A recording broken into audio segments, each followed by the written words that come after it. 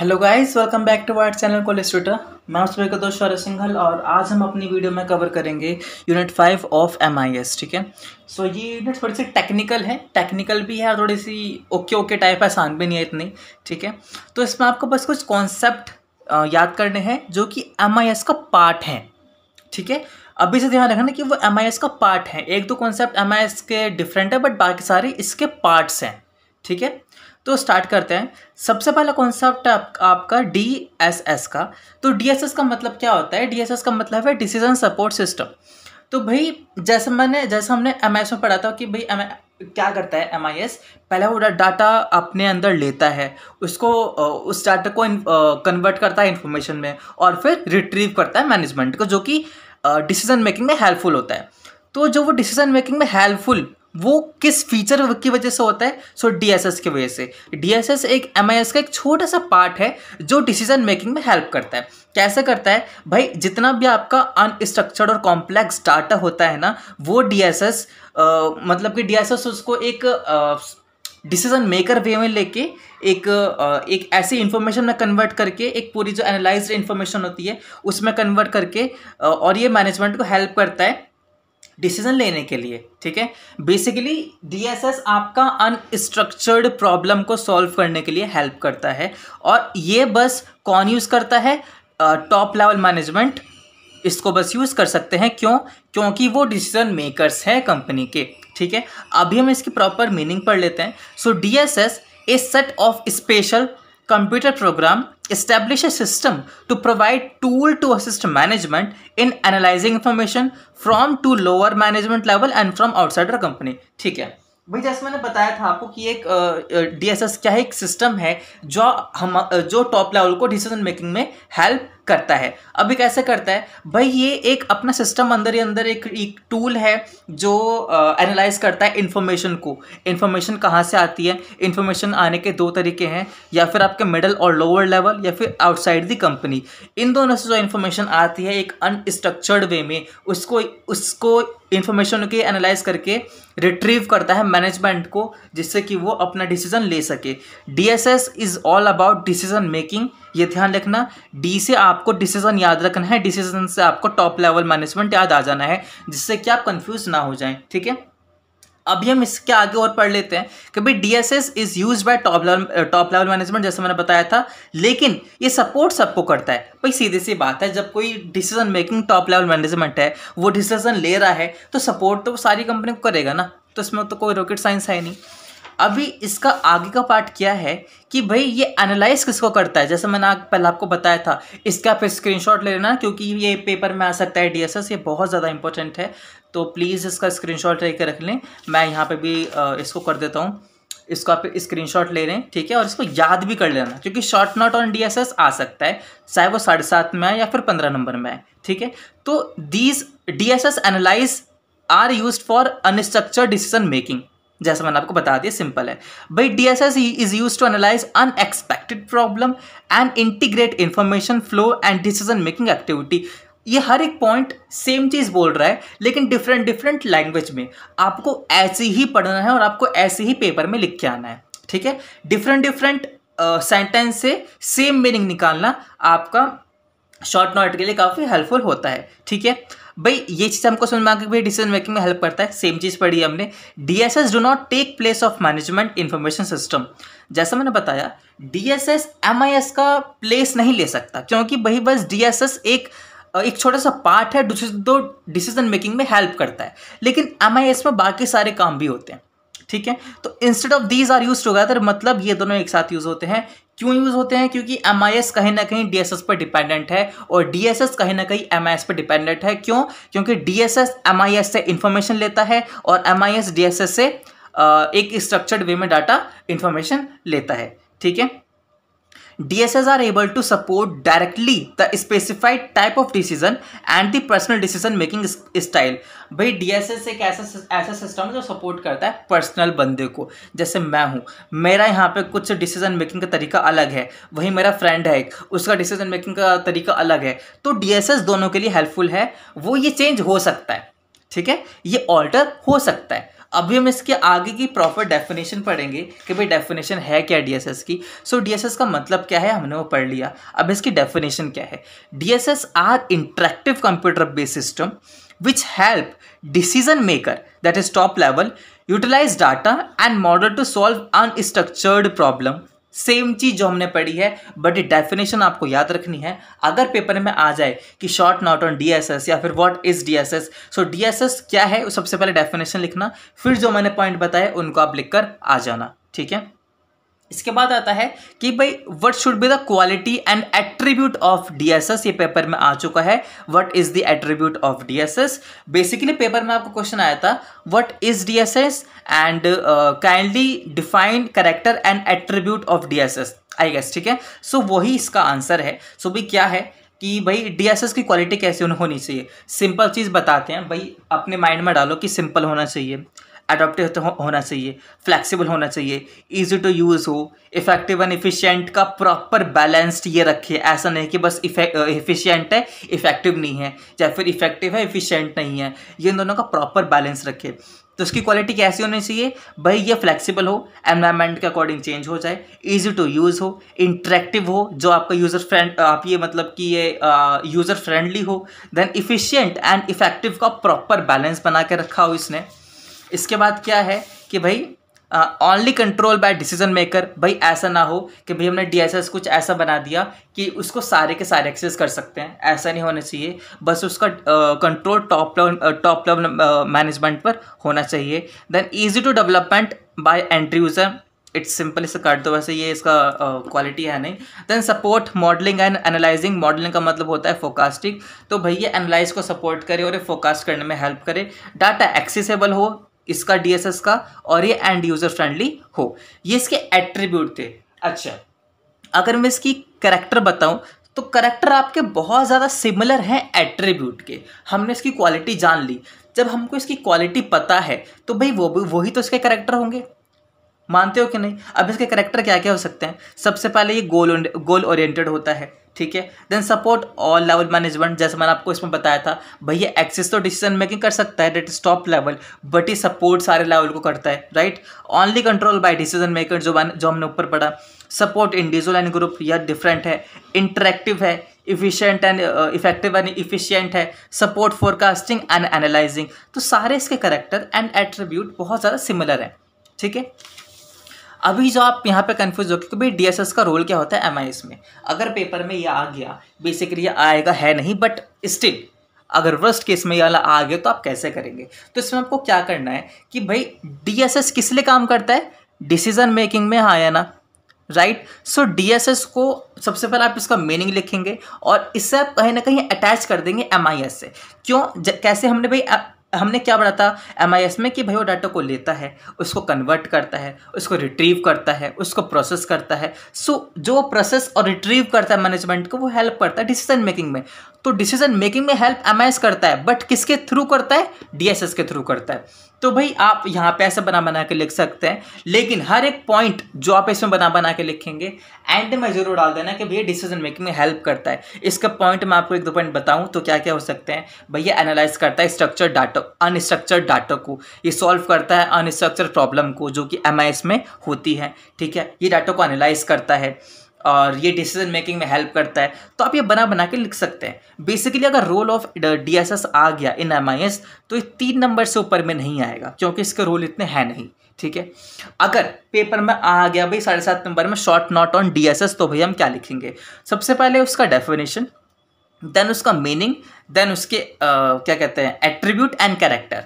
Attribute and character जैसे मैंने point में लिखवाया वैसे लिख दो, बात बन जाएगी, ठीक है। आप यहाँ पे 3 पेज भर जाएंगे। लेकिन अगर 7.5 नंबर, अगर ये 15 नंबर में आ गए, फिर आप क्या करोगे, सेम चीज करनी है, बट एट्रीब्यूट एंड कैरेक्टर को एक्सप्लेन कर देना है विद एग्जांपल्स, आपका काम बन जाएगा, ठीक है।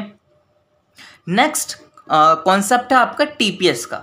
भाई टीपीएस क्या है, ये भी एक इंफॉर्मेशन सिस्टम है, ये आप ध्यान रखना, ठीक है। ये भी क्या है, ये भी एक इंफॉर्मेशन सिस्टम है, लेकिन ये एमआईएस से डिफरेंट कैसे है वो मैं अभी आपको आगे बताऊंगा। तो टीपीएस क्या है, इसकी फुल फॉर्म है ट्रांजैक्शन प्रोसेसिंग सिस्टम। अभी हम इसको पढ़ लेते हैं, देन मैं आपको इसका आसान से लैंग्वेज में बताऊंगा। आप बोलोगे कि भैया ये तो बहुत आसान था, ठीक है। तो a TPS is an information processing system for business transaction involving the collection, modification and retrieval of all transaction data.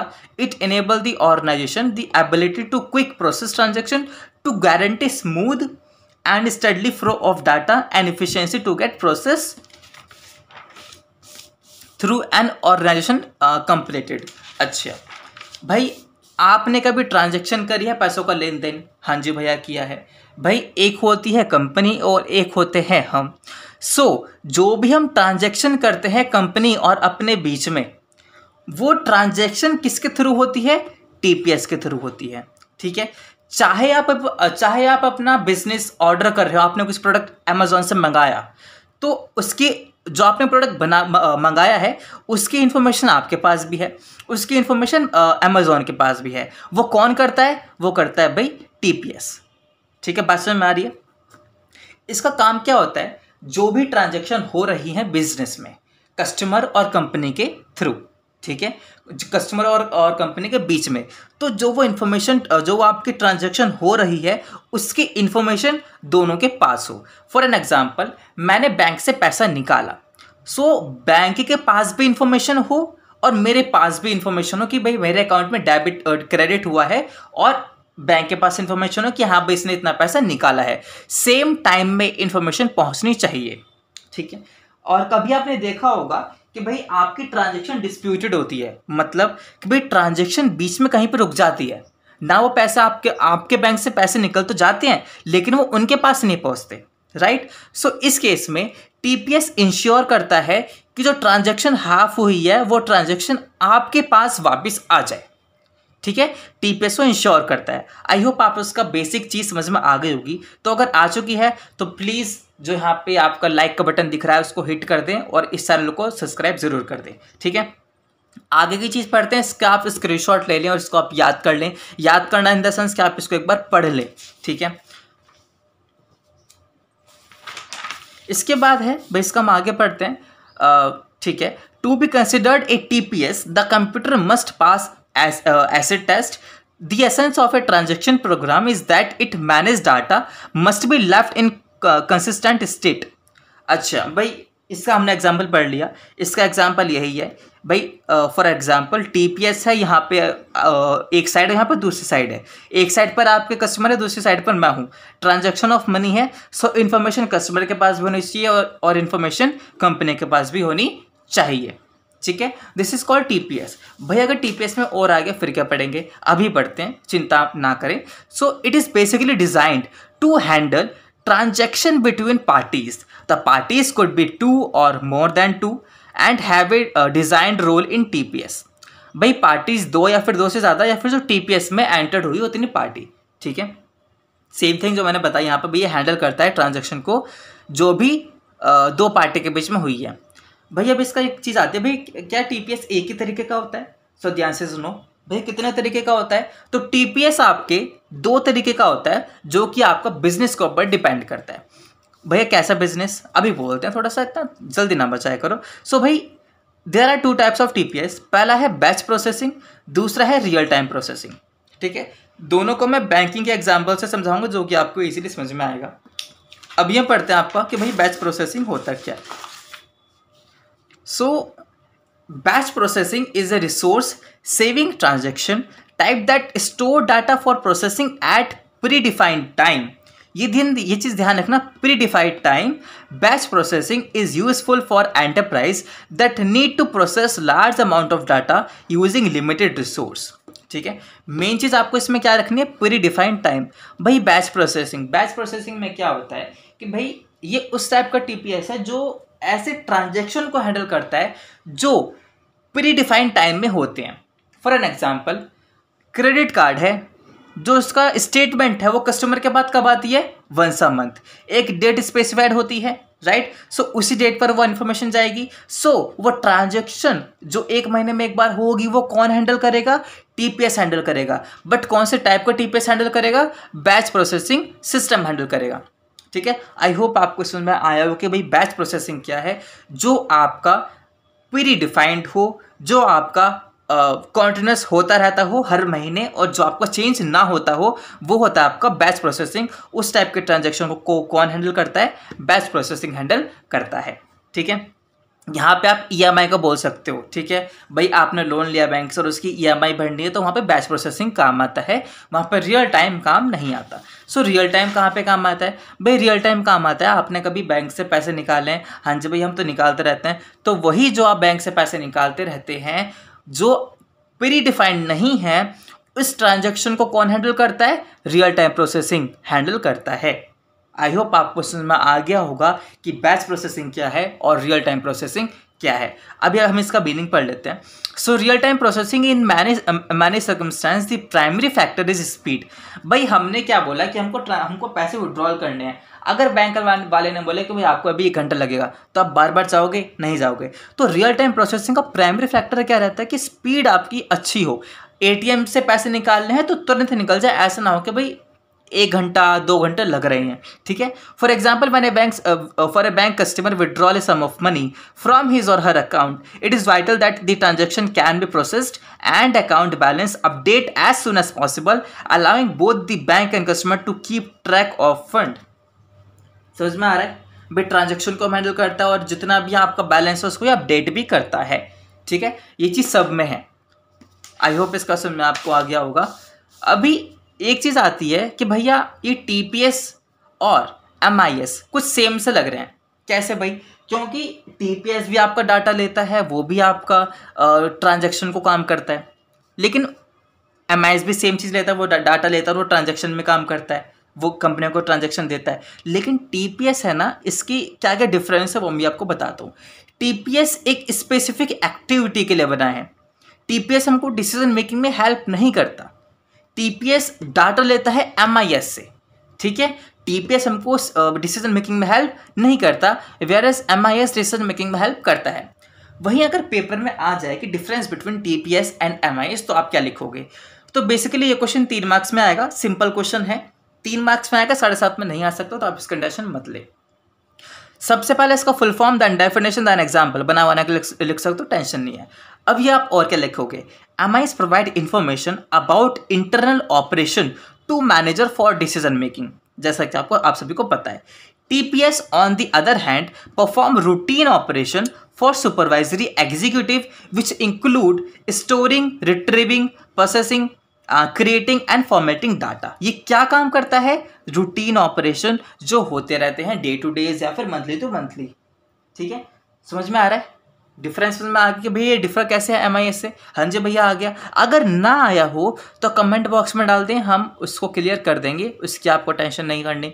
ठीक है, अब इसका नेक्स्ट एंड लास्ट टॉपिक है, इस यूनिट का नहीं बट इस वीडियो का, क्योंकि वीडियो बाद में अगर बहुत लंबी बन जाएगी अगर मैंने एक एक चीज़ समझाने स्टार्ट कर दी तो। एक और चीज़ मैं बता दूं कि टीपीएस आपका लोअर लेवल मैनेजमेंट पर यूज़ होता है, वेयरएज एमआईएस आपका मिडिल लेवल मैनेजमेंट पर यूज़ होता है। ठीक है, अभी जो आपको पढ़ना है दैट इज एआई। भाई एआई के लिए आप ना बना के भर के लिख सकते हो, राइट? भाई एआई की नॉलेज सबको है। एआई क्या है? एआई एक कंप्यूटर बेस्ड रोबोट है, या फिर कंप्यूटर इज ऑल्सो एआई। तो भाई ये काम क्या करता है? ये एक स्पेशलिटी फील्ड में काम करता है जिसमें ये एक्सपर्ट होता है।